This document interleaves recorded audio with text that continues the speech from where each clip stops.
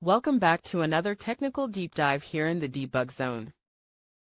Today, we're tackling a big question and breaking it down with insights from other users. Hopefully, this clears up some misconceptions and helps you get the answer you need. So buckle up, stay a little curious, and let's jump right in.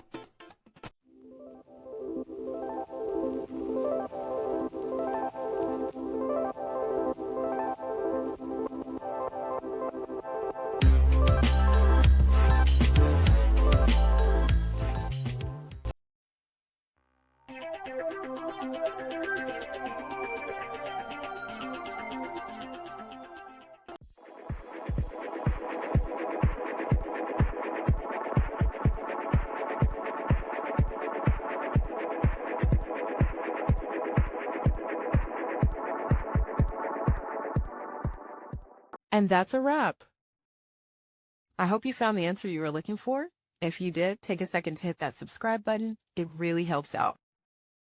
And let me know in the comments which solution worked best for you. See you next time in the debug zone.